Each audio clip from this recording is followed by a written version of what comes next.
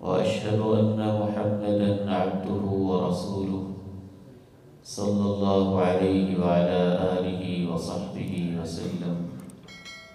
اللهم صل على محمد وعلى آل محمد كما صليت على إبراهيم وعلى آل إبراهيم إنك حميد مجيد.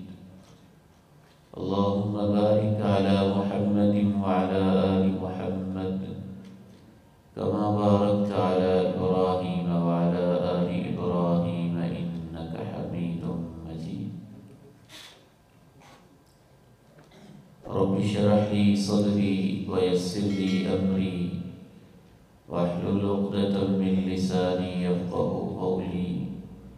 اللهم آت نفسي تقواها وزكها فأنت خير من زكاها أنت وليها ومولاها. اللهم طهر قلبي من النفاق وعملي من الرياء ولساني من الكذب وعيني من الخيانة فإنك تعلم خائنة الأعين وما تخفي الصدور. أما بعد، فأعوذ بالله السميع العليم من الشيطان الرجيم من همزه ونفخه ونفثه. بسم الله الرحمن الرحيم. يا أيها الذين آمنوا اذكروا الله ذكرا كثيرا وسبحوه بكرة وأصيلا. هو الذي يصلي عليكم وملائكته ليخرجكم من الظلمات إلى النور وكان بالمؤمنين رحيما.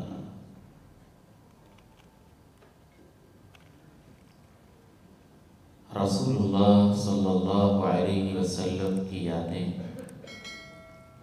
آپ کی باتیں، آپ کے تذکرے، آپ کی مبارک صبحیں اور آپ کی سوز و گداز سے بھری ہوئی راتیں، آپ کی خلوتیں اور آپ کی جلوتیں، یہ ایک ایسا موضوع ہے جس سے ایمان کی تازگی بھی ملتی ہے،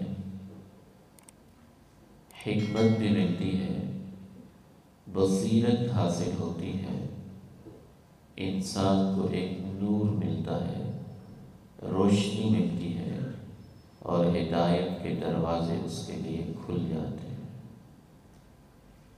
آپ کے تذکروں سے اللہ کی رحمت کا نزول ہوتا ہے، تسکین طاری ہوتی ہے۔ یہ تذکرے ایسے تذکرے ہیں کہ ان کے لیے 7 دن تو کیا، 7 مہینے کیا، 7 سال بھی کم نظر آتے ہیں۔ قرآن مجید کی تشریح و تفسیر کے بعد جس پر سب سے زیادہ لکھا گیا، سینکڑوں نہیں، ہزاروں نہیں، لاکھوں کتابیں لکھی گئیں، وہ اللہ کے پیارے نبی علیہ السلام کی سیرت کا موضوع ہے۔ آپ کی زندگی کا کوئی پہلو ایسا نہیں ہے جس کا سیرت نگاروں نے تذکرہ نہ کیا۔ ہم تو سنتے ہیں نا، اور صحابہ آپ کے ساتھ رہتے تھے، ان کے دلوں میں آپ کی محبت اس قدر بھری ہوتی۔ ربیعہ بن کعب الاسلمی رضی اللہ تعالی عنہ ایک نوجوان صحابی، اللہ کے پیغمبر علیہ السلام کی خدمت میں رہتے ہیں، سارا دن بھی رات کا وقت ہوتا ہے تو آپ کے دولت گدے پہ بیٹھ جاتے ہیں۔ ربیعہ کہتے ہیں مجھے یہ احساس تنقید رہتا ہے کہیں ایسے نہ ہو کہ رات کے وقت اللہ کے پیغمبر علیہ السلام کو کوئی حاجت ہو، میں موجود نہ ہوں تو آپ کو تکلیف نہ اٹھانی پڑے۔ جناب ربیعہ کی محبت کا انداز یہ ہے کبھی کبھی تو دیر تک بیٹھے رہتے ہیں پھر چلے جاتے ہیں، اور کبھی کبھی بیٹھے بیٹھے آپ کے دروازے پر ہی سو جاتے ہیں۔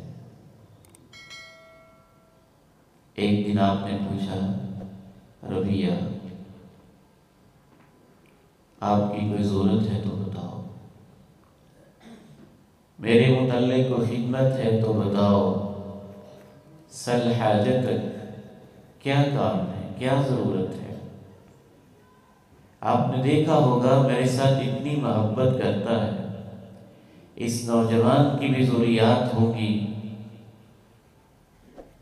ربیہ رضی اللہ تعالیٰ عنہ بڑے سمجھدار نوجوان، چھوٹی موٹی چیز نہیں مانی، کہا اللہ کے پیارے نبی علیہ السلام میں سوچ کر بتاؤں گا۔ ربیہ کیا ضرورت ہے، سوچ کر بتاؤں گا۔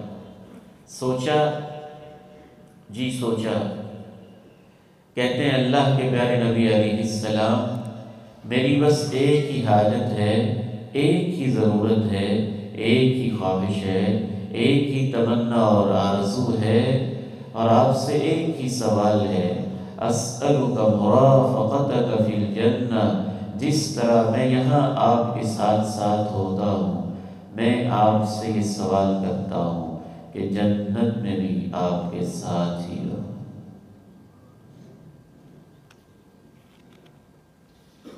آپ نے پوچھا ربیہ تجھے یہ بات کس نے سکھائی ہے؟ تاریخی روایات کہتی ہیں، پوچھا ربیہ تجھے یہ بات کسی نے سکھائی ہے؟ جناب ربیہ رضی اللہ تعالیٰ عنہ بھی کیا خوبصورت جواب دیتے ہیں، کہتے ہیں اللہ کے پیارے نبی کسی نے نہیں سکھائی ہے، میں نے سوچا کہ میں کیا مانگوں، میں آپ سے مال جائیداد مانگوں تو کب تک ساتھ رہے گا، آپ سے رہائش کوٹھی مکان بنگلہ مانگوں تو کب تک اس کا مکی رہوں گا۔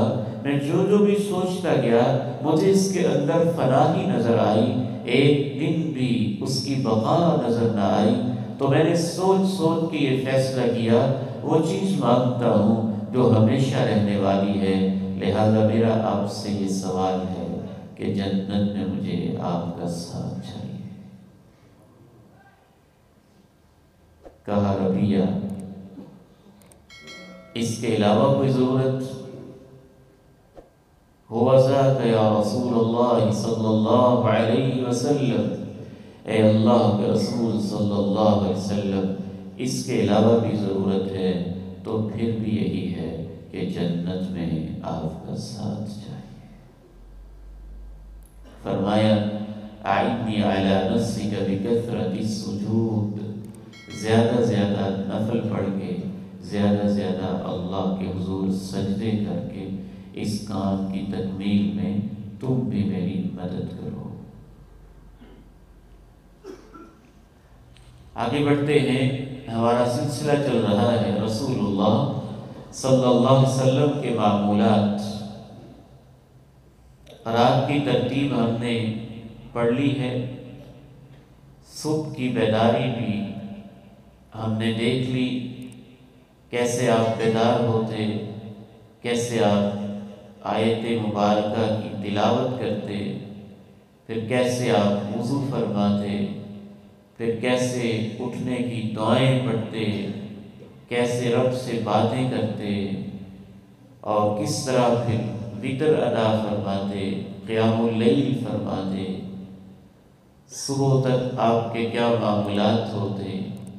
ہم یہاں تک پہنچے تھے کہ آپ علیہ السلام مسجد کی طرف دعا پڑھتے ہوئے روانہ ہوتے، اللہم اجعل فی قلبی نورا وفی سمعی نورا وفی بصری نورا، اے اللہ میرے کانوں میں، میری آنکھوں میں، اے اللہ میری سماعتوں میں، میرے بصارتوں میں نور پیدا فرما دے، دعائے نور۔ اس طرح سے آپ مسجد میں تشریف لے جاتے۔ نماز فجر سے اللہ کے پیارے نبی علیہ السلام کو بہت محبت تھی، یوں تو ساری ہی نمازوں سے محبت تھی، لیکن بالخصوص نماز فجر اور نماز عصر، ان دو نمازوں کا کچھ زیادہ ہی اہتمام تھا۔ اللہ تعالیٰ نے بھی قرآن مجید میں فجر کی نماز کا خاص تذکرہ کیا۔ یہ آیت مبارکہ ذرا میرے ساتھ آپ سنیے گا اور پھر اس کی تشریح پہ غور کیجیے گا۔ اقم الصلاة لدلوک الشمس إلى غسق الليل وقرآن الفجر إن قرآن الفجر كان مشهودا۔ فجر میں جو قرآن پڑھا جاتا ہے، اس سے اللہ کے پیارے نبی علیہ السلام کو بہت پیار تھا۔ آپ نے ارشاد فرمایا یتعاقبون فیکم ملائکۃ باللیل وملائکۃ بالنہار ویجتمعون فی صلاة الصبح وصلاة العصر فیسألهم اللہ سبحانہ وتعالی وهو اعلم بهم کیف ترکتم عبادی۔ اللہ نے دن رات میں آنے جانے کے لیے فرشتوں کی ذمہ داریاں مقرر کی ہیں۔ کچھ فرشتے وہ ہیں جو صبح سے لے کے عصر تک ڈیوٹی دیتے ہیں، پھر سیکنڈ شفٹ والے فرشتے آ جاتے ہیں، وہ عصر سے لے کے اگلی فجر تک ڈیوٹی دیتے ہیں۔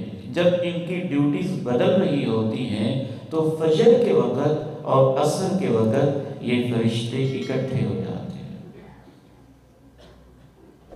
عصر کے وقت بھی اکٹھے ہو جاتے ہیں، فجر کے وقت بھی اکٹھے ہو جاتے ہیں۔ جب رب کریم کے پاس جاتے ہیں، حالانکہ اللہ سب سے بہتر جانتے ہیں، اس کے باوجود وہ ان سے پوچھتے ہیں کیف ترکتم عبادی، میرے بندے کیا کر رہے تھے؟ فرشتے جواب دیتے ہیں ترکناہم وہم یصلون واتیناہم وہم یصلون۔ اے اللہ، تیرے بندے اتنے پیارے تھے، جب ہم آ رہے تھے تو نماز پڑھ رہے تھے، جا رہے تھے تو نماز پڑھ رہے تھے۔ صحیح بخاری اور مسلم کی حدیث ہے، اور ایک روایت میں یہ اضافہ بھی ہے کہ وہ کہتے ہیں اللہ تو ان نماز پڑھنے والے سب لوگوں کو معاف فرما۔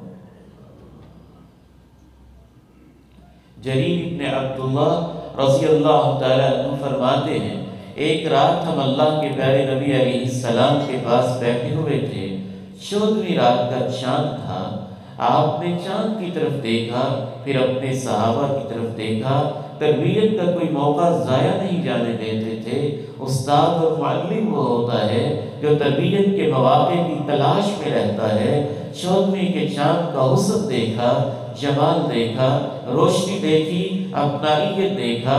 اس پیغمبر کائنات نے، معلم انسانیت نے صلی اللہ علیہ وسلم نے اپنے صحابہ سے ایک سوال پوچھا، اے میرے صحابہ، کیا حل تضامون فی رؤیت القمر لیلۃ البدر، 14ویں رات کا چاند جب پوری آب و تاب کے ساتھ نمودار ہوتا ہے تو کیا تمہیں چاند کو دیکھنے میں کوئی دقت، کوئی بھیڑ، کوئی رش، کوئی مشقت ہوتی ہے؟ صحابہ کہتے ہیں نہیں، کوئی مشقت نہیں، کوئی بھیڑ نہیں، کوئی دقت نہیں۔ چاند بھی ایسی چیز ہے، ہر ایک دیکھتا ہے تو اسے اپنا ہی سمجھتا ہے، وہ چلتا ہے تو اسے یوں محسوس ہوتا ہے جیسے یہ میرے لیے ہے، میں اس کے لیے ہوں۔ اللہ کے پیارے نبی علیہ السلام نے بھی کیا خوبصورت تشبیہ دے کے صحابہ کو سمجھایا کہ میرے صحابہ، جس طرح تم 14ویں رات کے چاند کو دیکھتے ہو، قیامت کے دن تم اپنے رب کا دیدار بھی ایسے ہی کرو گے۔ پھر آپ نے فرمایا فَإِنِ اسْتَطَعْتُمْ، یہ قابل توجہ چیز ہے، فَإِنِ اسْتَطَعْتُمْ أَلَّا تُغْلَبُوا عَلَى صَلَاةٍ قَبْلَ طُلُوعِ الشَّمْسِ وَقَبْلَ غُرُوبِهَا فَافْعَلُوا۔ اے میرے صحابہ، 14ویں رات کے چاند کی طرح تم اپنے رب کا دیدار تو کرو گے، لیکن ایک نماز طلوع آفتاب سے پہلے اور ایک نماز غروب آفتاب سے پہلے۔ طلوع آفتاب سے پہلے کون سی نماز؟ فجر کی نماز۔ غروب آفتاب سے پہلے کون سی نماز؟ عصر کی نماز۔ ان دو نمازوں کے بارے میں جہاں تک تمہاری ہمت ہو کبھی شکست نہ کھانا، کبھی ہار نہ کھانا۔ یوں لگتا ہے فجر و عصر کے وقت ایک جنگ ہوتی ہے۔ شارحین حدیث لکھتے ہیں فجر کے وقت جنگ ہوتی ہے، نیند کی، آرام کی، اللہ سے ملاقات کی۔ عصر کے وقت جنگ ہوتی ہے، بزنس کی، کاروبار کی، ملازمت کی، سکول سے تھکاوٹ کی، کالج سے تھکاوٹ کی، گاہکوں کو نمٹانے کی۔ آپ نے کیا خوبصورت الفاظ استعمال کیے۔ طلوع آفتاب سے پہلے، غروب آفتاب سے پہلے، دو نمازوں کے وقت جو جنگ ہو رہی ہوتی ہے، جہاں تک تمہاری ہمت ہو کبھی اس کے اندر ہمت نہ ہارنا، کبھی شکست نہ کھانا۔ شارحین حدیث لکھتے ہیں پہلے آپ نے اللہ کے دیدار کا تذکرہ کیا، بعد میں فجر اور عصر کا تذکرہ کیا، جس سے یہ معلوم ہوتا ہے کہ جو فجر اور عصر کی نمازوں کا خاص خیال رکھتے ہیں اللہ ان کو خاص اپنا دیدار نصیب فرماتے ہیں۔ فجر کی نماز میں رسول اللہ صلی اللہ علیہ وسلم جو پڑھتے تھے وہ بھی آپ کا معمول حدیث میں روز روشن کی طرح واضح ہے۔ یوں تو پورا قرآن ہی پڑھا جا سکتا ہے، لیکن آپ علیہ السلام طوال المفصل پڑھتے تھے۔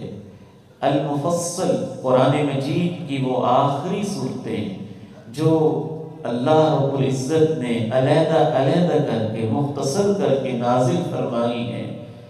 26ویں پارے میں سورہ الحجرات سے یا سورہ قاف سے شروع ہو کر سورہ الناس تک کی جو صورتیں ہیں ان کو مفصل کہا جاتا ہے۔ ان میں سے پھر کچھ لمبی ہیں، ان کو طوال مفصل کہتے ہیں، کچھ درمیانی ہیں، ان کو اوساط مفصل کہتے ہیں، کچھ مختصر ہیں، ان کو قصار مفصل کہتے ہیں۔ اور رسول اللہ صلی اللہ علیہ وسلم فجر کی نماز میں طوال مفصل پڑھتے تھے، یعنی سورہ قاف سے لے کر سورہ المرسلات تک چند صورتیں بنتی ہیں 26ویں پارے کی، باقی 27واں، 28واں، 29واں پارہ، ان 3 پاروں کی صورتیں اکثر نبی علیہ السلام فجر کی نماز میں تلاوت فرماتے تھے۔ کیا لہجہ ہوتا ہوگا، کیا آواز ہوتی ہوگی، کیا گداز ہوتا ہوگا، صحابہ کا کیا ایمان ہوتا ہوگا، کیا حلاوت ہوتی ہوگی۔ فرشتے تو ویسے ہی اترتے ہیں، صحابہ کی تلاوت پہ جھرمٹ بن کے سنا کرتے تھے۔ جب امام کائنات تلاوت کرتے ہوں گے تو مسجد نبوی میں فرشتوں کے جھرمٹوں کا کیسے نزول ہوتا ہوگا۔ آپ نے فجر کی نماز میں عموماً یہ صورتیں پڑھتے، اور صورتیں کتنی آیتیں پڑھتے صحابہ نے یہ بھی گنی ہے، آپ کی ایک ایک ادا محفوظ کی ہے اور محدثین نے امت تک پہنچائی ہے۔ بالعموم 60 سے لے کر 100 کے درمیان آپ آیات پڑھتے۔ صحیح بخاری اور صحیح مسلم میں وضاحت ہے کان یقرأ فی صلاۃ الغداۃ من الستین الی المئہ، فجر کی نماز میں 60 سے لے کے 100 تک کی آپ آیات پڑھتے۔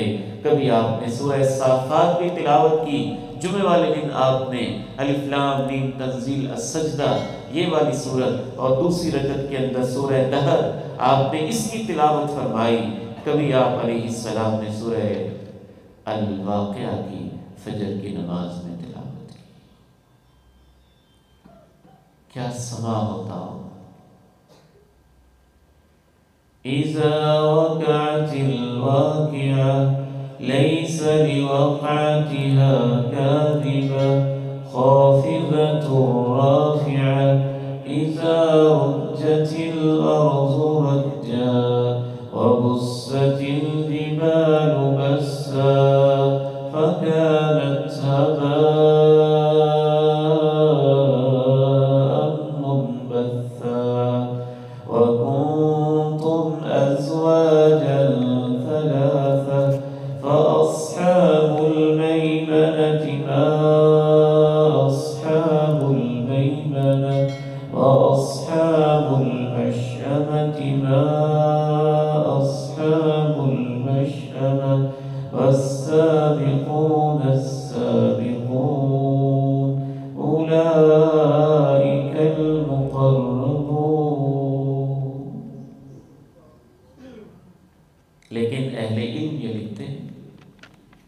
باوجود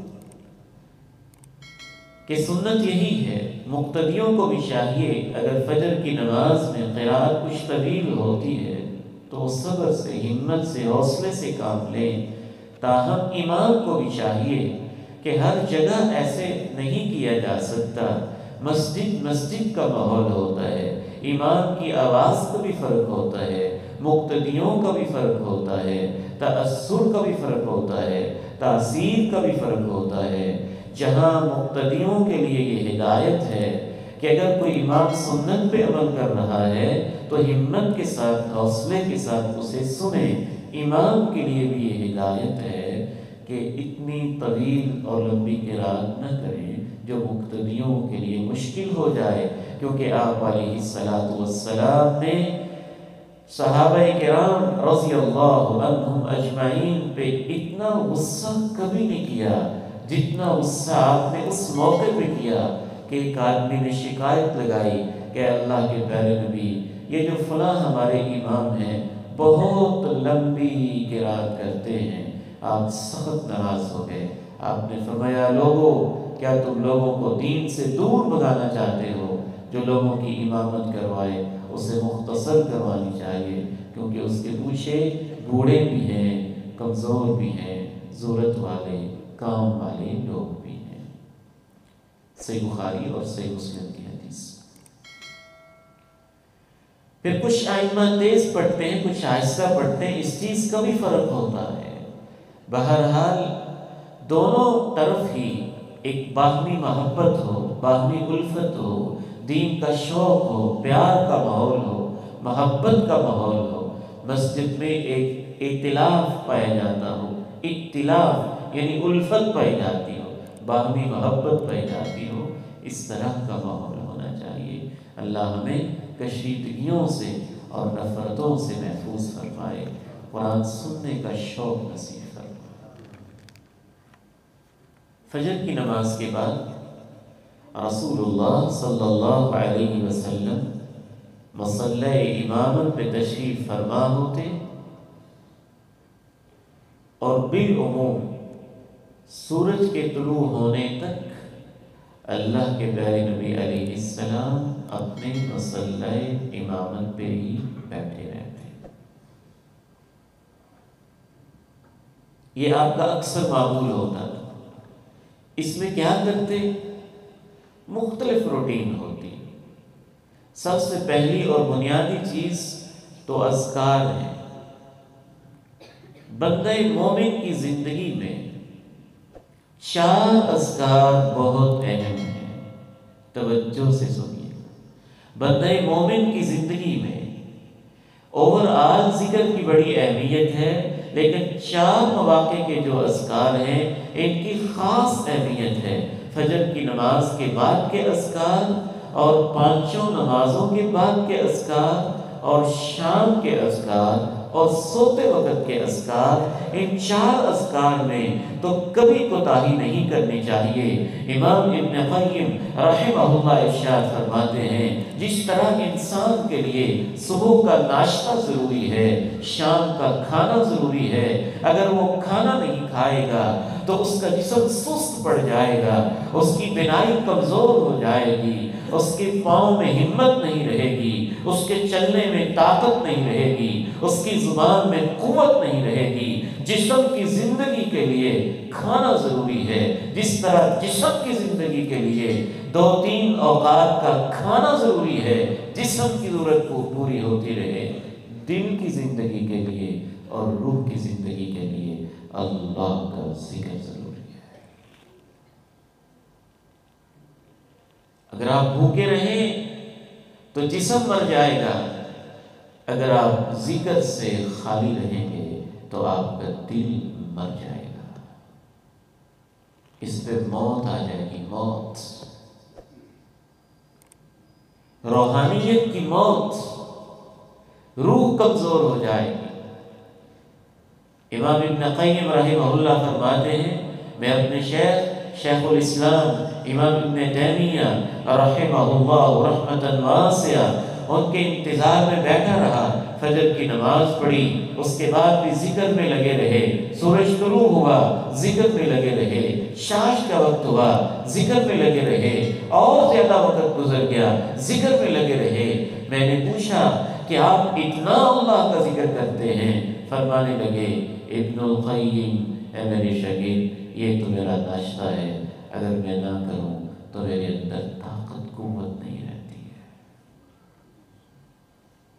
امام ابن قیم رحمہ اللہ فرماتے ہیں ذکر کے 100 سے زیادہ فائدے ہیں جو انہوں نے لکھے ہیں، ایک سے بڑھ کے ایک فائدہ ہے۔ کیا اتنا فائدہ کچھ کم ہے؟ اتنا ہی کافی ہے ذکر کے فائدے کے لیے کہ یہ 4-5 فٹ کا کمزور سا انسان جب اللہ کو یاد کرتا ہے تو عرش والا رب اپنے بندے کا نام لے کے تذکرہ کرتا ہے، میرا بندہ مجھے یاد کر رہے ہیں، میرا بندہ مجھے یاد کر رہے ہیں۔ ہمارے ہاں اس چیز کی بہت زیادہ کمی ہے۔ بالعموم دیکھا یہ گیا ہے کہ ہم خود بھی ذکر نہیں کرتے، اگر کوئی کر رہا ہو تو اس کے ذکر کو اہمیت بھی نہیں دیتے۔ مثلا وہ ذکر کر رہے ہیں، وہ دعا کر رہے ہیں، آپ پاس بیٹھ جاتے ہیں، اچھا جی ایک مسئلہ تو ہوتا ہے، وہ ذکر میں ہے، دعا میں ہے، آپ کہتے ہیں ذرا میری ایک بات تو سن لیں۔ یعنی ہم نے ذکر کو بہت زیادہ اہمیت نہیں دی کہ خیر ہے نا، کرتا رہیے، میرا کام تو پہلے ہونا چاہیے، یہ بعد میں کر لیں۔ حالانکہ ذکر الہی زندگی کی ایک اہم چیز ہے۔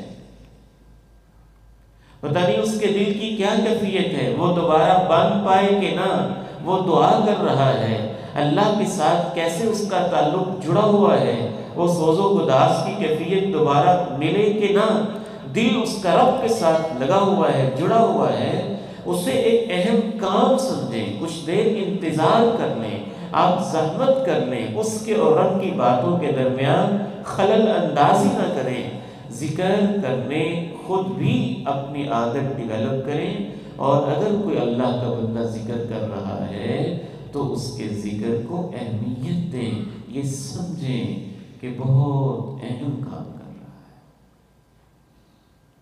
میٹنگ ہو رہی ہو تو ہم کہتے ہیں نہیں جی میٹنگ ہو رہی ہے، وہ افسروں کے ساتھ بڑے صاحب بیٹھے ہیں، اندر نہیں کو جا سکتا، تو یہ تو اللہ سے باتیں ہیں۔ دوسروں کو بھی موقع دینا چاہیے اور خود بھی اس کا اہتمام کرنا چاہیے۔ حصن المسلم ایک چھوٹی سی کتاب ہے، ہر میرے مسلمان بھائی کے پاس یہ ہونی چاہیے۔ ہمارے روحانی بیٹے عدیل صاحب یہاں سٹال بھی لگاتے ہیں، آپ ان سے بھی لے سکتے ہیں، کسی بک شاپ سے لے سکتے ہیں۔ ہر بندہ مومن کے پاس یہ کتاب ہونی چاہیے۔ اس میں صبح کے اذکار لکھے ہوئے ہیں، شام کے اذکار لکھے ہوئے ہیں، صبح شام کے اذکار کے کارڈ بھی علیحدہ سے بنے ہوئے ہیں، ہم نے کئی دفعہ یہاں تقسیم بھی کیے ہیں، طلبہ میں بھی تقسیم کیے ہیں۔ اس میں تقریباً 20-22 دعائیں لکھی ہوئی ہیں، وہ ساری دعائیں اللہ کے نبی علیہ السلام اکثر روزانہ پڑھتے تھے، اور ان میں ایک سے بڑھ کے ایک دعا ہے۔ زندگی کی برکت، آخرت کی برکت، دنیا کی بلائیاں، آخرت کی بلائیاں، ایسی ایسی دعائیں ہیں کہ ایک دعا پہ رک رک کے، سوچ سوچ کے، غور و فکر کو دل چاہتا ہے۔ آپ علیہ السلام طلوع آفتاب تک اذکار میں، ذکر میں مصروف رہتے، اور یہ حیرانی کی بات ہے، ہم اپنے آپ کو یہ محسوس کرواتے ہیں کہ ہم بڑے مصروف ہیں، ہمارے پاس ذکر کے لیے وقت نہیں ہے، لیکن میں نے دیکھا ہے اور محسوس کیا ہے کہ جو شخص جتنا زیادہ ذکر کے لیے وقت نکالتا ہے، اللہ اس کے وقت میں اتنی ہی برکت ڈال دیتا ہے۔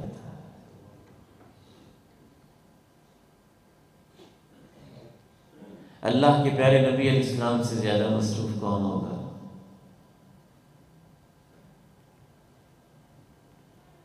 ایک ریاست کے سربراہ بھی ہیں، 9 ازواج مطہرات کے شوہر بھی ہیں، حسنین کریمین کے نانا بھی ہیں، بین الاقوامی وفود سے ملاقاتیں بھی ہیں،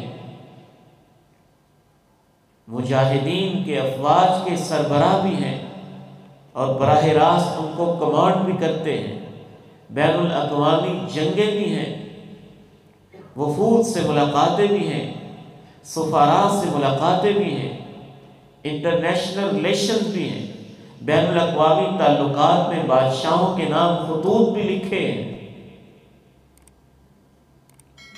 یہ کام اگر ترتیب لگائی جائے تو اتنے وقت میں ہوتے ہی نہیں، ممکن نہیں ہے۔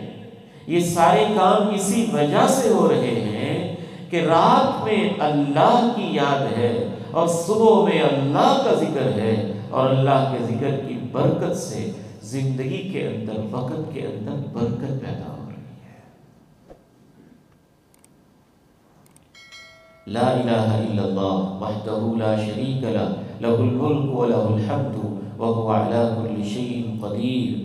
آپ 100 دفعہ پڑھنے کی تلقین فرماتے اور آپ کہتے کہ 100 دفعہ جو شخص یہ پڑھتا ہے اللہ اس کو 5 انعام دیتا ہے، 10 غلام آزاد کرنے کے برابر ثواب ہوتا ہے، 100 نیکیاں لکھی جاتی ہیں، 100 گناہ مٹ جاتے ہیں، شام تک شیطان سے محفوظ ہو جاتا ہے، اور قیامت کے دن جب رب کے سامنے نامہ اعمال پیش ہوتے ہیں تو اس سے بڑا عمل کسی کے پاس نہیں ہوتا۔ ہاں، وہ شخص جس نے اس سے زیادہ پڑھا ہو اس کے پاس اس سے بڑا عمل ہوتا ہے۔ شیطان سے حفاظت کوئی معمولی انعام تو نہیں ہے۔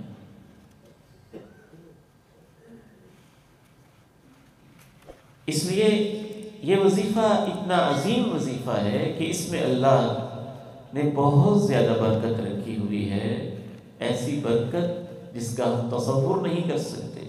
رضیت باللہ ربا وبالاسلام دینا وبمحمد صلی اللہ علیہ وسلم نبیا۔ آپ 3 دفعہ پڑھتے اور فرماتے جو 3 دفعہ پڑھتا ہے قیامت کے دن اللہ اس سے کہتا ہے تو میرے اوپر راضی رہا، آج میں تجھے راضی کروں گا۔ سید الاستغفار کیا خوبصورت دعا ہے۔ اس کے بارے میں آپ نے فرمایا کہ جو یقین کے ساتھ صبح پڑھ لیتا ہے اس دن اگر شام سے پہلے پہلے اس کی وفات ہو جائے تو وہ جنتی ہوتا ہے، جو رات کے کسی وقت پڑھ لیتا ہے یقین کے ساتھ صبح سے پہلے اس کی موت ہو جائے تو بھی جنتی ہوتا ہے۔ صحابیات کی بھی یہ تربیت ہوتی۔ جویریہ رضی اللہ تعالی عنہ فرماتی کہ اللہ کے پیارے نبی گھر سے تشریف لے گئے صبح کے وقت، میں اپنی مسجد میں تھی، پتہ چلتا ہے کہ گھر میں ان کی اپنی مسجد تھی جس کی میں پہلے وضاحت کر چکا ہوں، جس کو ہم آج کی زبان میں پریئر روم کہہ سکتے ہیں، عبادت کے لیے بنی ہوئی علیحدہ جگہ۔ جویریہ رضی اللہ تعالی عنہ ارشاد فرماتی ہیں میں اپنی مسجد میں بیٹھی ہوئی تھی کہ اللہ کے پیارے نبی صبح صبح تشریف لے گئے، واپس آئے، چاشت کے بعد بھی میں وہیں بیٹھی ہوئی تھی۔ آپ نے فرمایا ما زلت علی الحال التي فارقتك علیہا، جب میں گیا تھا تب بھی یہاں بیٹھی تھی، واپس آیا ہوں اب بھی یہاں بیٹھی ہوئی ہیں، اتنی دیر سے آپ اللہ کا ذکر کر رہی ہیں، میں نے تو 4 کلمے پڑھے ہیں، یہ 4 کلمے ایک طرف ہوں، اور جو تو نے اتنا لمبا ذکر کیا ہے یہ ایک طرف ہوں، تو میرے پڑھے ہوئے 4 کلمے تیرے اس وقت کے سارے ذکر سے زیادہ وزنی ہو جائے۔ سبحان اللہ و بحمدہ عدد خلقی ورضا نفسی وزینت عرشی ومداد کلماتی۔ کوئی عام شخص یہ الفاظ کہہ نہیں سکتا۔ اے اللہ تو پاک ہے، تیری تعریفیں ہیں اتنی جتنی تیری مخلوقات ہے۔ سبحان اللہ، کیا عظیم کلمہ ہے۔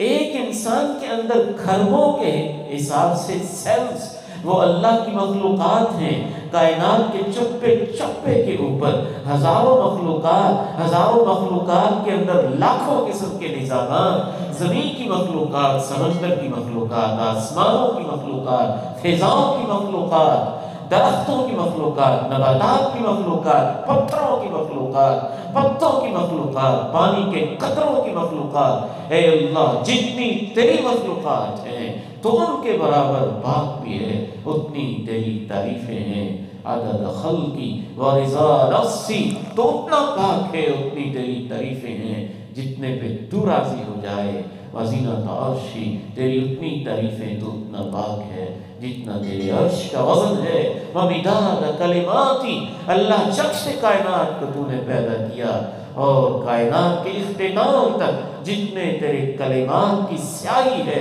جتنے تیرے فیصلے اور امر ہیں، اس کے برابر اللہ تیری تعریفیں بھی ہیں، تیری پاکیاں بھی ہیں۔ پیغمبر کے علاوہ کوئی یہ جامع وظیفہ نہیں بتا سکتا۔ لوگوں نے اپنے اپنے وظیفے بنائے ہوئے ہیں، اگر وہ قرآن اور حدیث سے ہیں تو ان کی تعداد مقرر کرنے میں حرج نہیں ہے، لیکن میں آپ کو اتنی ضرور تلقین کرتا ہوں کہ پہلے وہ وظیفے تو پورے کر لیں جو اللہ کے پیارے نبی کے بتائے ہوئے، ان میں زیادہ برکت ہے، زیادہ خیر ہے۔ تو فجر کی نماز کے بعد طلوع آفتاب تک رسول اللہ صلی اللہ علیہ وسلم ذکر فرمایا کرتے تھے۔ بہت سارے احباب ذکر کرتے ہیں، خیر کی اور برکت کی بات ہے، لیکن میرے وہ نوجوان بیٹے، وہ بیٹیاں، وہ بھائی، وہ بہنیں، وہ بزرگ اور وہ مائیں جو اس میں غفلت کر رہی ہیں، اس تربیتی کورس سے آپ نے آج یہ سبق لینا ہے کہ انشاءاللہ ان 4 اوقات کے ذکر نہیں بھولنے ہیں۔ فجر کی نماز کے بعد اذکار، شام کے اذکار، سوتے ہوئے اذکار اور 5 نمازوں کے بعد کے اذکار۔ اللہ مجھے اور آپ کو اس پر عمل کی توفیق عطا فرمائے۔ وہاں بیٹھے بیٹھے کبھی صحابہ کرام سے باتیں بھی ہوتی، ان کے موضوعات مختلف ہوتے، کبھی آپ علیہ السلام کے پاس بیٹھ کے آپ خاموش بیٹھے ہوتے یا اپنے ذکر میں ہوتے، دیکھ رہے ہوتے، صحابہ بیٹھ کے باتیں کر رہے ہوتے، اور کبھی وہ باتیں کر کے مسکرا بھی رہے ہوتے، وہ دور جاہلیت کی پرانی باتیں یاد کرتے، ہم دور جاہلیت میں کیا کیا کرتے تھے، پیغمبر کی آمد سے پہلے کیا کیا ہم معاملات کیا کرتے تھے، پتہ نہیں کیا کیا پھر وہاں ہو، دور جاہلیت کی کیا کیا خرابیوں کے تذکرے کرتے ہوں گے، گمراہیوں کے واقعات کے تذکرے کرتے ہوں گے۔ کبھی کبھی اللہ کے پیارے نبی یہ سنتے بھی خاموش بیٹھے ہوتے، دیکھ کے مسکرا پڑتے، اور کبھی کبھی اللہ کے پیارے نبی علیہ السلام اس وقت صحابہ سے پوچھتے، کسی نے کوئی خواب دیکھا ہے تو بتاؤ، صحابی اپنے اپنے خواب بیان کرتے، کبھی آپ اس کی تعبیر فرماتے، کبھی آپ علیہ السلام خود بھی بتاتے کہ آج میں نے یہ خواب دیکھا ہے، اور آپ کے ایک خواب کا بھی یہاں تذکرہ کیا جائے تو بڑا وقت لگ جائے گا، اس لیے میں بس اشارہ کرتے ہوئے آگے گزرتا ہوں۔ آپ نے اس خواب کا بھی فجر کی نماز کے بعد ہی ایک دفعہ تذکرہ کیا، آج رات میرے پاس 2 فرشتے آئے، وہ مجھے لے گئے اور میدان محشر میں جو کچھ ہونا ہے وہ آپ کو خواب میں دکھایا گیا۔ پھر آپ نے صحابہ کے سامنے اس خواب کا تذکرہ کیا، اور بہت دفعہ آپ علیہ السلام اور صحابہ کرام اس وقت میں جہاد کی تیاریوں میں ہوتے۔ آپ کی زندگی میں غزوات ہیں، جہاد ہیں، جنگیں ہیں۔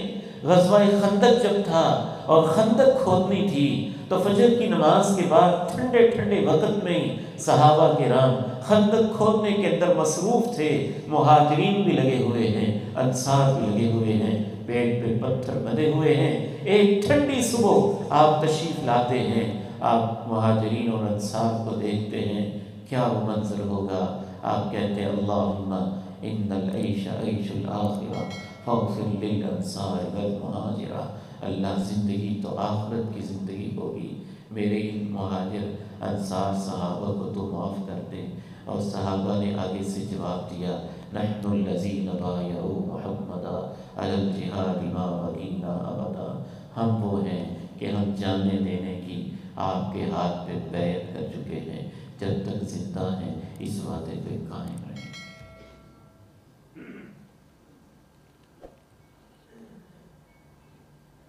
कभी मदीना मुनव्वरा के बहुत सारे घराने अपने अपने खादिमों को भेज देते बर्तन देकर, उनमें पानी होता, अल्लाह के पैगंबर मुसल्ला पे तशरीफ फरमा होते और अपना अपना पानी ले आते। आपके हाथ में ही इतनी बरकत होती, इतनी बरकत होती कि उनके बर्तनों के अंदर यूं हाथ डालते जाते, हाथ डालते जाते और वो तबरुक लेते जाते और वो आपके मुबारक हाथों वाला पानी घरों में इस्तेमाल करते।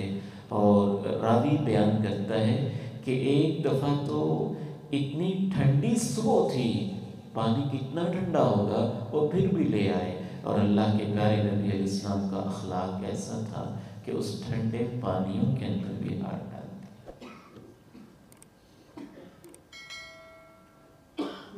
आप अलैहिस्सलातु वस्सलाम इससे फारिग होकर चाश्त का जब वक़्त हो जाता तो चाश्त की नमाज अदा करते। इसके बाद कभी आप 4 रकत पढ़ते, कभी ज़्यादा पढ़ लेते। इसके बाद आप अलैहिस्सलाम अपने घर तशरीफ़ ले जाते और एक घर नहीं 9 घर थे, 9 के 9 घरों में ही आप चक्कर लगाते, सबके पास बैठते और खैरियत पूछते, हाल अहवाल पूछते। घर में आपके मामूलात क्या थे, ये तो हम सुनाना शुरू करें तो ये इतनी खूबसूरत बातें हैं और इतनी अजीम बातें हैं कि मुकम्मल नहीं हो पाएंगी। क्या अंदाज था आपका, क्या अखलाक था आपका, यही तो हुस्न है आपकी ज़िंदगी में कि रात को हम आपको मुसल्ले पे खड़ा भी देखते हैं, आंसुओं की लड़ियां भी देखते हैं। रात को हम आपको कभी कब्रिस्तान में भी देखते हैं, रात को हम आपको मुसल्ले पे रब के साथ राजो न्याज में देखते हैं। आपका सीना हड्डियां में उबलते पानी की तरह खोल रहा है, जन्नत जहन्नम के तस्करे भी हो रहे हैं। सुबह को हम आपको नमाज में भी देखते हैं, फिर हम इसी पैगंबर को जब घर में देखते हैं तो यहाँ और ही शान है, यहाँ और ही मोहब्बत है, यहाँ और ही मुस्कुराहट है, यहाँ और ही अदाएं हैं कि पूरा घर मुस्कराता मुस्कराता नज़र आता है, मोहब्बत भरा नज़र आता है, नरमी प्यार शफकत वाला नज़र आता है। मैं हैरान होता हूँ हमारे दीनदार लोगों ने ये कब से कैच फर्ज कर लिया है कि दीन ये सिखाता है कि हर वक्त आपके चेहरे पे देवड़ियाँ चढ़ी रहें और आपकी पेशानी पे सलवटें रहें और आप खुश्क खुश्क बन के रहें, इसे ही आप दीनदारी समझते हैं। नहीं, हर हर मौके का अपना अपना तकाजा होता है, हर हर जगह का अपना अपना माहौल होता है, हर हर शख्स का अपना अपना मकाम होता है। और पैगंबर से ज़्यादा इन हिकमत की बातों से वाकिफ़ कौन हो सकता है? आप ही से तो हमने सीखना है। आपके घर में अजब माहौल था। मैं यकीन से कह सकता हूं कि आज का एक शायद दीनदार शख्स शायद मेरे समेत वो सोच भी नहीं सकता, उस उतनी तवाज़ो के साथ नहीं शायद रह सकता जितनी तवाज़ो के साथ अल्लाह के प्यारे नबी अलैहिस्सलाम अपने घर में रहते थे। माँ जी आयशा रज़ी अल्लाह ताला अन्हा से पूछा गया, अल्लाह के प्यारे नबी सहाबा की भी मोहब्बत कैसी थी, कुछ छोड़ा ही नहीं है, और अल्लाह के पैगंबर की ज़िंदगी कैसी थी, प्राइवेसी के मरहले भी प्राइवेट नहीं रहे हैं, सबके सामने किताब ज़िंदगी की तरह ओपन है। और यही आपकी अज़मत है कि एक एक सबक आपकी ज़िंदगी से मिलता है। माँ जी आयशा ने जो अल्फाज इस्तेमाल किए वो जामे अल्फाज हैं। काना यअमलु फी बैतिही, घर में अल्लाह के प्यारे नबी अलैहिस्सलाम काम भी कर लेते थे। काना बशरन मिनल बशर, जैसे आम आप लोग अपने घरों में रहते हो, अल्लाह के प्यारे नबी अलैहिस्सलाम अपने घर में ऐसे ही रहते थे। यफली सौबहु, अपने कपड़े को गांठ भी लेते थे। वयहलुबु शातहु, बकरी का दूध भी दो लेते थे। وَيَخْدُمُ نَفْسَهُ، اپنا کوئی کام کرنے والا ہوتا تو وہ بھی خود ہی کر لیتے تھے۔ ایک روایت میں کہا يَخِيطُ ثَوْبَهُ، کپڑے کو سلائی میں لگا لیتے تھے۔ وَيَخْصِفُ نَعْلَهُ، جوتا ٹوٹا ہوا تو اسے بھی کاٹ لیتے تھے۔ وَيَعْمَلُ مَا يَعْمَلُ الرِّجَالُ فِي بُيُوتِهِمْ، جس طرح سے مدینہ کے دوسرے لوگ اپنے گھروں میں رہتے ہیں، اللہ کے پیارے نبی میرے شوہر نامدار میرے گھر میں ایسے ہی رہتے تھے۔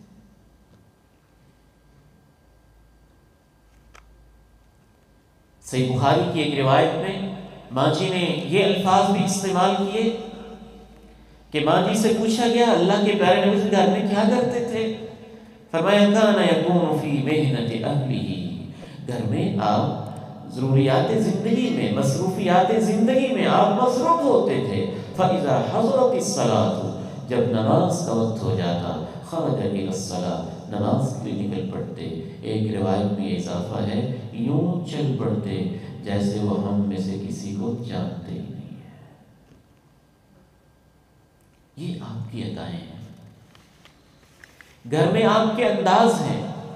چند ایک جھلکیاں خوبصورت محبت بھری میں آپ کے سامنے رکھ دیتا ہوں، اور وہ بھی تفصیل ممکن نہیں ہے۔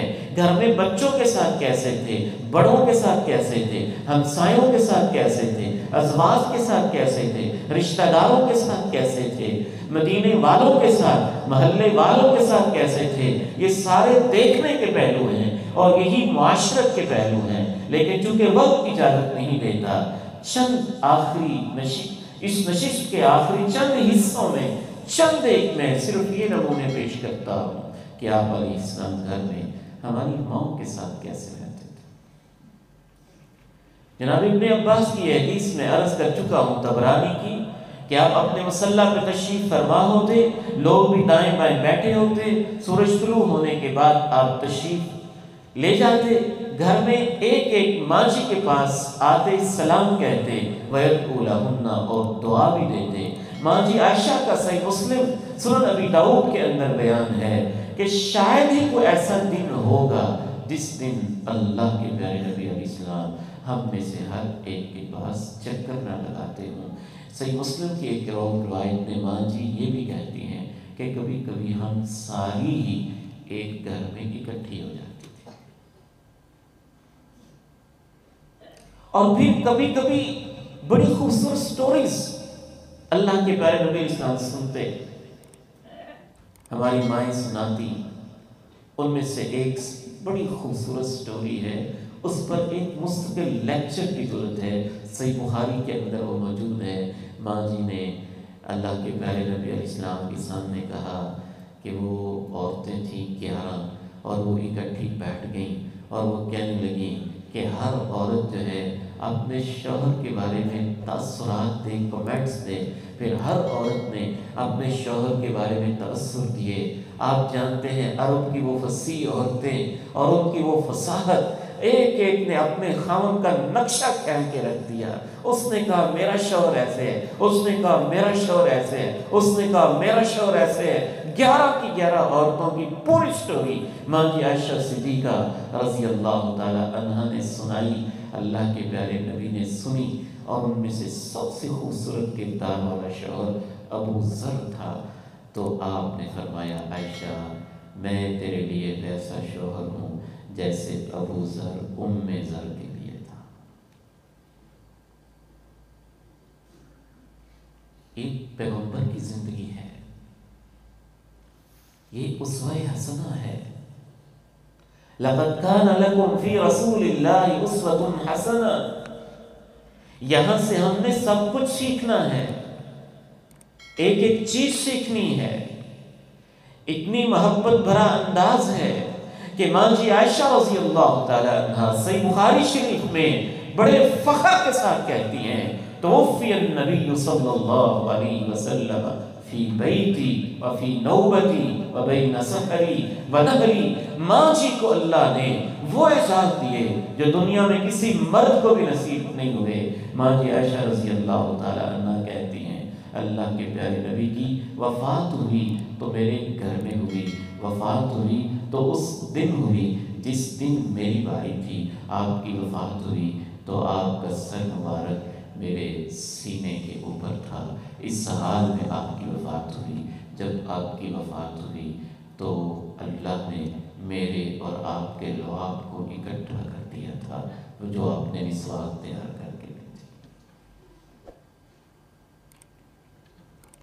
گھر میں داخل ہوتے ہی مسواک کرتے، اپنی صفائی ستھرائی کا بہت اہتمام رکھتے، دھیان رکھتے، کنگھی کرتے، تیل لگاتے۔ ہم نے آپ سے سب کچھ سیکھنا ہے۔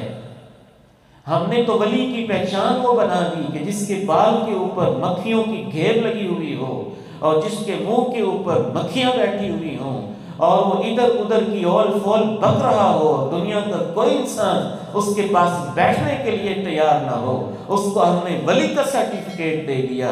اگر کسی نے اچھے کپڑے پہن لیے، اگر کسی نے کنگھی کر لی، تیل لگا لیا، تو ہمارے تصورات اتنے بگڑ گئے کہ ہم نے اس کو ولایت سے نیچے کو کیا، بعض دفعہ امامت اور خطابت سے نیچے اتار دیا۔ اللہ کے پیارے نبی علیہ السلام اپنے گھر میں کنگھی بھی کرتے تھے، تیل بھی لگاتے تھے، دانتوں کی صفائی کا خیال بھی رکھتے تھے۔ کبھی کبھی ہماری مائیں بھی اللہ کے پیارے نبی علیہ السلام کے بالوں میں کنگھی کرتی تھی۔ آپ علیہ السلام ہماری ماں کو کھیل بھی دکھا دیتے تھے۔ وہ کھیل ہو رہا ہو، حبشی لوگ کھیل رہے تھے، ماں جی عائشہ سے پوچھا کھیل دیکھنا پسند کرو گی؟ جی پسند کروں گی۔ تو آپ کا کندھا مبارک تھا اور ماں جی عائشہ رضی اللہ تعالی عنہا کی ٹھوڑی مبارک تھی۔ کہتی یہاں میں نے رکھا ہوا تھا سر، اور میں حبشہ کے لوگوں کو ان کا خاص ایک جنگی کھیل تھا، وہ کھیلتے رہے اور میں نے اپنا ٹھوڑی ایسے رکھی، چہرہ رکھا اور اللہ کے پیارے نبی علیہ السلام مجھے دکھاتے رہے۔ اس کا یہ مطلب نہیں ہے کہ آج کل کے نکر پہنے ہوئے اور بے حیا قسم کے لوگوں کو ہماری مائیں بہنیں بیٹیاں دیکھنا شروع کر دیں۔ وہ ایک جنگی کھیل تھا۔ اس انداز میں ایک کراؤڈ کو اگر اجتماعی طور پر دیکھنا چاہیں تو دیکھنے کی اجازت ہے، خاص شخص کو نہیں، اجتماعی طور پر ایک رش کو، اجتماعی کیفیت کو ماں جی نے دیکھا اور آپ نے خود دکھایا۔ خصوصاً نبی علیہ السلام کو نہ صرف یہ کہ کھیل دکھا دیتے تھے، گھر کے اندر اگر بچیاں کھیل رہی ہوتی، حتیٰ کہ خود ماں جی کھیل رہی ہوتی تو ان کو بھی کھیلنے کا موقع دیتے۔ صحیح بخاری شریف کی حدیث ہے، یہ بھی حدیثیں ہیں نا، تو ان کو بھی آپ بیان کرنے دیا کریں۔ اس کے اوپر آپ ایسے ہی خواہ مخواہ کا اپنے اوپر کوئی خاص صوفیت طاری نہ کیا کریں۔ صحیح بخاری کی حدیث ہے، رسول اللہ صلی اللہ علیہ وسلم کی اہلیہ ہماری ماں جی بیان کرتی ہیں کہ کچھ گڑیاں سی ہوتی تھیں، میں ان سے کھیل لیا کرتی تھی اور کچھ میری سہیلیاں بھی میرے ساتھ مل کے کھیل لیا کرتی تھیں۔ اللہ کے پیارے نبی تشریف لاتے تو وہ چھپنے کی کوشش کرتی اور آپ کہتے کوئی بات نہیں، کھیل لو۔ خصوصاً ایکسرسائزز میں اور گیمز میں آپ فرماتے تھے کہ ذکر الہی کے علاوہ ہر قسم کی کھیل اور گیم انسان کو لیے لہو ہے، لیکن 4 قسم کی خصوصاً کھیلیں آپ کو بہت پسند تھیں۔ مشی الرجل بین الغرضین، نشانے لگانا، نشانہ بازی بہت پسند تھی آپ کو۔ گھوڑے پالنا یعنی جہادی نوعیت کی کھیل جس میں جسم کو طاقت مل رہی ہو۔ پھر آپ فرماتے اپنے گھر والوں سے کھیلنا، اور چوتھی چیز آپ نے فرمایا تیراکی کرنا، سوئمنگ۔ بلکہ آپ نے تو اپنی امت کو بھی تعلیم دی کہ اپنے بچوں کو خصوصی طور پہ سوئمنگ، تیراکی اور نشانہ بازی، یہ 2 چیزیں سکھایا کرو۔ اور کبھی آپ کے گھر میں وہ ماحول ہوتا کہ شاید ہم میں سے کسی دیندار کے گھر میں ماحول ہو تو وہ آگ لگا دے کہ یہ کیا ہو رہا ہے، لیکن آپ اس کو بھی برداشت کرتے۔ یہ سنن نسائی کبریٰ کی حدیث ہے۔ ماں جی عائشہ رضی اللہ تعالی عنہا فرماتی ہیں کہ میرے گھر میں آپ تشریف فرما تھے تو ہماری دوسری ماں جی سودا ملنے کے لیے تشریف لائیں۔ اللہ کے پیارے نبی علیہ السلام درمیان میں بیٹھ گئے، ایک طرف ماں جی عائشہ ہیں، ایک طرف ماں جی سودا ہیں۔ تو ماں جی عائشہ رضی اللہ تعالیٰ عنہ نے کہا سودا ملنے آئی ہیں تو ان کے لیے کچھ چیز تیار کی، ایک خاص ڈش تیار کی، آٹا اور گھی مکس کر کے اس طرح کی کوئی ڈش بنتی تھی، وہ ڈش تیار کی۔ اور جب ڈش تیار کی تو ماں جی سودا سے کہا سودا کھاؤ۔ سودا کہنے لگی میں تو نہیں کھاؤں گی۔ ماں جی عائشہ نے کہا واللہ لتأکلن، اللہ کی قسم تمہیں کھانا ہوگا، نہیں کھاؤ گی تو میں تمہارے چہرے پہ مار دوں گی۔ انہوں نے کہا میں نہیں کھاؤں گی۔ ماں جی نے واقعتاً ہی، اللہ کے نبی بیٹھے ہوئے، ماں جی نے واقعتاً ہی وہ چیز پکڑی جو بھی ڈش تھی اور ان کے چہرے پہ اللہ کے پیارے نبی علیہ السلام نے موقع دیا اور کہا سودا تم بھی اس کے چہرے پہ مان دو، تم بھی اس کے چہرے پہ مان دو۔ پھر ماں جی سودا رضی اللہ تعالیٰ عنہ نے وہ ڈش پکڑی اور ماں جی عائشہ رضی اللہ تعالیٰ عنہ کے چہرے پہ مان دی۔ کبھی مزاح کی بات بھی کر لیتے۔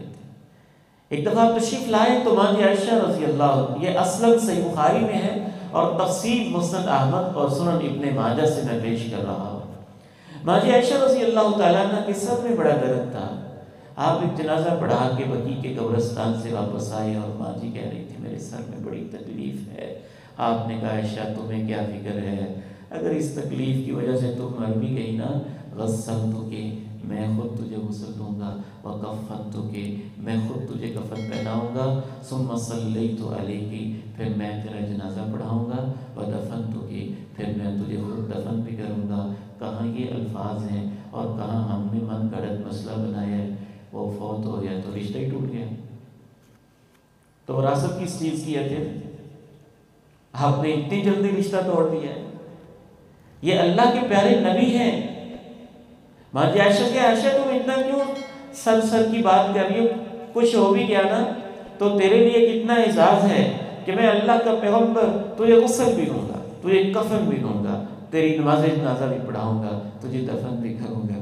ماں جی عائشہ رضی اللہ تعالیٰ عنہ نے کہا ایک بات رہ گئی ہے وہ بھی کہہ دیں، پھر اس گھر میں کوئی اور بیوی بھی لے آئے۔ آپ خاموش ہو، مسکرائے، خاموش ہو۔ کیا انداز ہے آپ کا، کیا محبت ہے، کیا اپنائیت ہے، کیا عظمت ہے۔ اس کے ساتھ ساتھ رسول اللہ صلی اللہ علیہ وسلم، اس کا مطلب یہ نہیں ہے کہ دین کے اوپر ویسے ہی پورے کا پورا عمل گھر میں اتنا خوب کرواتے، نماز کے اوپر تربیت کرتے۔ رات کے وقت آپ نے سنا ہے، اس میں سے ایک یہ حدیث بھی آپ کو یاد ہوگی کہ رات کے وقت ماں جی ام سلمہ کہتی ہیں آپ گھبرا کے اٹھے اور کہنے لگے اے اللہ تو پاک ہے۔ آج بڑے خزانے اترتے بھی میں دیکھ رہا ہوں اور بڑے بڑے فتنے اٹھتے بھی دیکھ رہا ہوں، ان کمروں میں سونے والیوں کو کوئی اٹھا دے، کوئی اٹھا دے تاکہ یہ بھی تہجد پڑھ لیں۔ ام سلمہ ایک وہ وقت آنا ہے کہ بہت ساری عورتوں نے کپڑے پہنے ہوں گے لیکن آخرت میں اللہ کے ہاں وہ ننگی ہوں گی، یعنی ان کے کپڑوں میں شرم و حیا نہیں ہوگا۔ شرم و حیا کی تربیت، اذکار کی تربیت آپ نے پہلے سنی ہے کہ کیسے آپ نے ایک ماں جی کو بتایا تھا کہ یہ وظیفہ تم پڑھو جو میں نے پڑھا ہے تو جتنی دیر بیٹھی ہوئی اس سے افضل ہے۔ صدقے کی تربیت، آپ فرماتے تم میں سب سے پہلے میرے ساتھ جنت میں وہ پہنچے گی جو سب سے زیادہ جس کے ہاتھ لمبے ہیں۔ تو ماؤں نے ہاتھوں کی پیمائش شروع کر دی، اس کے ہاتھ لمبے ہیں۔ تو بعد میں جب ہماری ایک ماں جی فوت ہوئی، کہتی پھر ہمیں سمجھ آئی کہ ہاتھ لمبا ہونا تو ایک محاورہ تھا، مطلب یہ تھا کہ جو زیادہ صدقہ و خیرات کرتی ہے سب سے پہلے جنت میں میرے پاس وہی آئے گی۔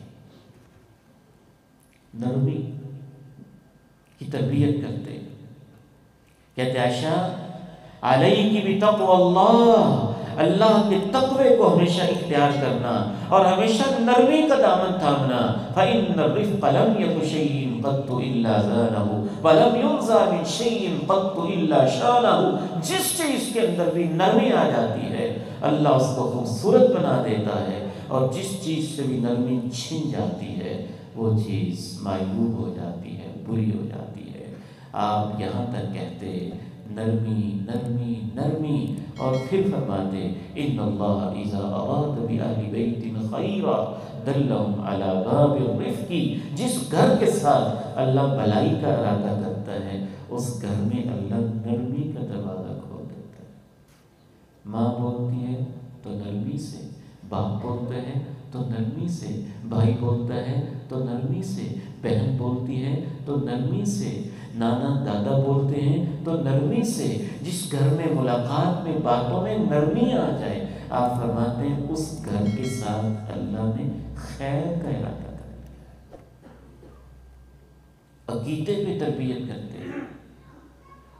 ماں جی عائشہ رضی اللہ تعالی عنہ بیان کرتی ہیں کہ اللہ کے پیارے نبی علیہ السلام بڑی شدت کی تکلیف میں تھے، تو ماں جی ام سلمہ ام حبیبہ تشریف لائیں اور آپ کے پاس بیٹھ کے انہوں نے حبشہ میں دیکھا ہوا تھا عیسائیوں کا گرجا گھر، اس کا تذکرہ کرنے لگی کہ حبشہ کے لوگوں نے بڑے خوبصورت اپنے گرجے گھر بنائے ہیں اور ان میں بڑی خوبصورت تصویریں لگائی ہوئی ہیں اور بڑے خوبصورت مجسمے بنائے ہوئے ہیں۔ آپ علیہ السلام نے ارشاد فرمایا یہ وہ لوگ ہیں جو اپنے ولیوں کی قبروں کے اوپر مسجدیں بناتے تھے، یہ اللہ کی مخلوق میں سب سے برے اور بدترین لوگ ہیں۔ صحیح بخاری کی حدیث ہے، صحیح بخاری کی حدیث ہے۔ عقیدے پہ تربیت ہو رہی ہے کہ یہ عیسائیوں کا کام ہوتا تھا کہ ان میں جب کوئی ولی مر جاتا، جب کوئی نیک بندہ مر جاتا تو اس کے اوپر ایک قبہ بنا دیتے۔ آپ نے یہ لفظ استعمال کیے اولئک شرار الخلق عند اللہ، اللہ کے نزدیک پوری مخلوق میں سب سے بدتر لوگ ہیں۔ ابا جی رحمہ اللہ کس موقع پہ یاد آئے؟ انہوں نے بھی ماں جی کی عقیدے پہ بڑی مضبوط تربیت کی، اتنی مضبوط کہ بھائی جان عبداللہ سلیم رحمہ اللہ بیمار ہوئے ایک دفعہ، تو ابا جی کے ایک جاننے والے حکیم تھے، پتوں کی میں رہتے تھے۔ ابا جی نے ماں جی سے کہا کہ اسے ان کے پاس لے جائیں اور وہاں سے دوائی لے کے آئیں۔ تو وہ حکیم صاحب نے دوائی دی اور دوائی کے ساتھ ہی ایک تعویذ بھی دے دی کہ یہ بھی لے جائیں۔ ماں جی نے خود مجھے بتایا، کہتی بیٹے جب میں راستے میں آئی تو میں نے اس کا تعویذ ایسے اتار کے پھینک دیا، اور تھوڑی دور میں گئی تو میرے اندر ایسی غیرت جاگی، میں نے کہا یہ جو تعویذ دینے والا حکیم ہے نا، میں نے اس کی دوائی بھی نہیں لینی، میں نے اس کی دوائی بھی پھینک دی۔ توحید، عقیدہ، لا الہ الا اللہ اتنی بڑی نعمت ہے۔ آپ بیماری میں ہیں، تکلیف میں ہیں، صحیح بخاری کی حدیث ہے، ماں جی نے عیسائیوں کا تذکرہ کیا ہے اور آپ نے کہا نہیں ایسے کہیں میری امت نہ کرنے لگ جائے۔ کہا یہ عیسائیوں کا کام ہے، جب ان کا کوئی ولی اور نیک بندہ مر جاتا تو اس کے اوپر ایک عمارت کھڑی کرتے تھے اور مسجد کھڑی کرتے تھے اور پھر اس میں وہ مجسمے اور تصویریں بناتے۔ یہ اللہ کی ساری مخلوق میں سے بدترین لوگ ہیں۔ بدترین نہیں ہے تو اور کیا ہے؟ وہ عبرت کا مقام ہے، اور وہاں تماشے لگائے جائیں، وہاں بندر نچائے جائیں، وہاں اس طرح کی حرکات کی جائیں اور مردہ فروشی کا ایک کاروبار کیا جائے۔ اللہ کے پیارے نبی علیہ السلام عیسائیوں کا یہ پورا کلچر دیکھ رہے تھے، تو آپ علیہ السلام نے کہا یہ اللہ کی ساری مخلوق میں سے بدترین لوگ، عقیدے پہ تربیت کرتے، شریعت کے خلاف کوئی بات گھر کے اندر برداشت نہیں کرتے تھے۔ ایک دفعہ آپ تشریف لائے، ماں کی عائشہ فرماتی ہیں کہ ایک پردہ لٹکا ہوا تھا، اس میں چند تصویریں بنی ہوئی تھیں۔ اللہ کے پیارے نبی علیہ السلام کا رنگ بدل گیا اور آپ علیہ السلام نے پردہ پکڑا اور اس کو ٹکڑے ٹکڑے کر دیا اور فرمایا سب سے زیادہ قیامت کے دن ان لوگوں کو عذاب ہوگا جو یہ تصویریں بناتے ہیں۔ اس پردے کو آپ نے پھاڑ دیا۔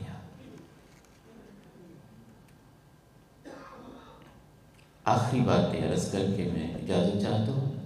آپ علیہ السلام بیٹھے تھے تو ماں جی نے ایک دفعہ ہماری دوسری ماں صفیہ کے بارے میں کہا انہا لقصیرہ، وہ تو چھوٹے قد کی ہے، تو آپ نے فرمایا عائشہ تو نے ایسا بولا ہے سمندروں میں ڈال دیا جائے تو تیرے اس ایک کلمے سے سمندر کے پانی بھی خراب ہو جائیں گے۔ آپ علیہ السلام کی ایک آخری سنت آج کے لیکچر کی عرض کر کے میں اختتام کرتا ہوں۔ آپ علیہ السلام کہ دن کی کوئی ایک لگی بھلی روٹین نہیں بیان کی جا سکتی۔ اس کی کچھ تفصیلات آئندہ ہمارے لیکچرز میں انشاءاللہ ہوں گی کہ گھر میں آپ بچوں کے ساتھ، ہمسایوں کے ساتھ، خادموں کے ساتھ کیا سلوک فرماتے تھے اور کیسا خوبصورت انداز رکھتے تھے۔ لیکن جو آپ کی ڈیلی ترتیب ہے، نظام الاوقات ہے، اس میں ایک اہم چیز یہ تھی کہ رسول اللہ صلی اللہ علیہ وسلم دوپہر کے وقت قیلولہ کرتے تھے۔ یہ وہ سنت ہے جو ہم بھولے ہوئے ہیں اور جس کا ہماری صحتوں کے اوپر بھی برا اثر ہو رہا ہے اور ہم اس سنت سے محروم ہو رہے ہیں۔ آپ علیہ السلام دوپہر کے وقت کچھ دیر کے لیے آرام ضرور فرماتے تھے، بلکہ آپ اپنی امت کو کہتے تھے قیلو، تم آرام دوپہر کا کیا کرو، ان الشیطان لا یقیلو، دوپہر کے وقت شیطان آرام نہیں کرتا ہے۔ اگر آپ ٹائم ٹیبل اس ترتیب کے مطابق بنا لیں، رات جلدی سو گئے، صبح جلدی اٹھ گئے، پھر اپنے کاموں میں، زندگی میں، معاملات میں ذکر نماز کے بعد مصروف ہو گئے، گھر کے سارے معاملات نپٹائے اور دوپہر کو چند منٹ کے لیے بے شک آپ کر لیں، 15 منٹ کے لیے کر لیں، 10 منٹ کے لیے کر لیں، آدھ گھنٹے کے لیے، جتنی آپ کے پاس فرصت ہے، لیکن سنت سمجھتے ہوئے دوپہر کے وقت کچھ دیر کا قیلولہ ضرور کریں۔ آپ اپنی دکان پہ پیچھے شٹر نیچے کر کے 10 منٹ کے لیے لیٹ جائیں، یہ سنت ہے۔ آپ اپنی صحت میں اس کی برکت محسوس کریں گے۔ مجھے بہت کم سونے کا وقت بہت کم ملتا ہے، کئی سالوں سے شاید میں 5 گھنٹے سے زیادہ نہیں سو پاتا رات کو، 4 گھنٹے 5 گھنٹے، کبھی زیادہ ہوا تو 6 گھنٹے زیادہ ہوا، لیکن اللہ کا شکر ہے دن اچھا گزرتا ہے، فریش گزرتا ہے۔ اس وقت بھی رات کے 9 بج رہے ہیں، میں آپ کے پاس بیٹھا ہوں۔ اس میں ایک اہم ترین برکت دوپہر کے قیلولے کی ہے۔ جس دن وہ نہ ہو پھر باقی آدھا دن بس تھکا تھکا ہی گزرتا ہے، چاہے وہ 15 منٹ کا ہو جائے، 10 منٹ کا ہو جائے، 5 منٹ کا ہو جائے، لیکن دوپہر کو آپ نے آرام کرنا ہے اور سنت سمجھ کے کرنا ہے انشاءاللہ۔ یہ اللہ کے پیارے نبی اسلام کی سنت مبارکہ ہے۔ دوپہر کو آپ قیلولہ کرتے، اس کے بعد پھر آپ کی ذمہ داریوں میں مصروف ہو جاتے، پھر آپ عصر کے بعد یا مغرب کے قریب شام کے اذکار کرتے، پھر مغرب کی نماز، اور اس طرح سے آپ علیہ السلام کی مبارک زندگی گزرتی۔ انشاءاللہ ہمارا یہ موضوع جاری ہے اور آئندہ کچھ اور جو آپ کے معاشرت کے معاملات ہیں، گھر میں بچوں کے ساتھ کیسے رہتے تھے یا خادموں کے ساتھ کیسے رہتے تھے، ہمسایوں کے ساتھ کیسے رہتے تھے، اس کے کچھ پہلو انشاءاللہ میں آپ کے سامنے رکھوں گا۔ آپ کی یہ محبت اور یہ شوق میرے لیے بہت ہی حوصلہ افزائی کا باعث ہے۔ اللہ آپ سب کی یہ محبت قبول فرمائے۔ اسی طرح ہی انشاءاللہ ہم نے اس پروگرام کو اختتام تک لے کے جانا ہے۔ جیسے محبت اور شوق سے آپ آ رہے ہیں، دیگر احباب کو بھی دعوت دیں اور دعائیں بھی جاری رکھیں کہ اللہ ہمیں عمل کی توفیق عطا فرمائے اور دعوت کا کام بھی آپ جاری رکھیں۔